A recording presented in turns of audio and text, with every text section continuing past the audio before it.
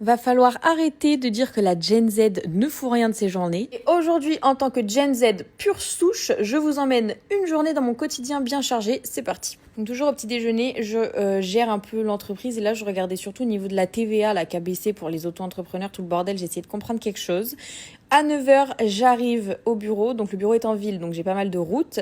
Et le matin, je commence par traiter les mails. Bon là, j'ai eu un petit message de Marine, ma directrice, qui me disait qu'elle avait des chocos en bas. Donc forcément, petite pause choco avant de commencer la journée.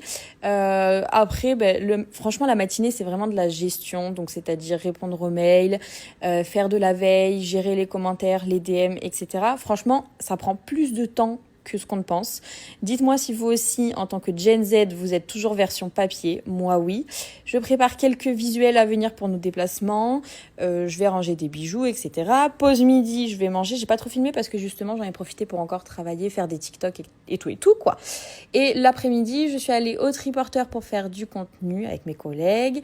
Je suis rentrée, retournée au bureau. J'ai encore mangé. Je fais que bouffer. Je me suis occupée de poster les derniers réels du jour, etc. Et après, pas de répit, direction le sport. Moi, je vais à Encena derrière le Capitole. Franchement, après une journée de travail, Marine, je t'aime bien, mais là, tu m'as fait souffrir. Si vous avez vu sur Insta, je me suis mis donc au sport. Bon, j'en fais 1 heure par semaine, hein. Donc doucement, parce que je galère un petit peu. Après, toujours pas de répit, on rentre, c'est reparti. Sachant que j'habite loin du centre-ville, j'ai à peu près 30 minutes de route, je rentre chez moi. Et je me pose pas, je pars direct travailler parce que en fait une deuxième journée commence. Quand une première se finit, la deuxième commence. Je traite tous les messages de l'agence de la journée. Donc on communique sur WhatsApp et donc je gère toutes les demandes de partenariat, etc. qui sont arrivées dans la journée.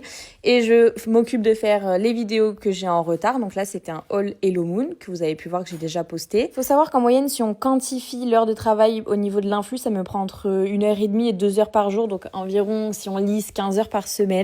Parce qu'en fait on se rend pas compte mais ça prend du temps, lire les briefs, faire les montages, faire les vidéos, répondre aux trucs, poster ses stories, ses posts, bref. Donc là d'ailleurs j'ai posté, si vous avez pas vu allez voir.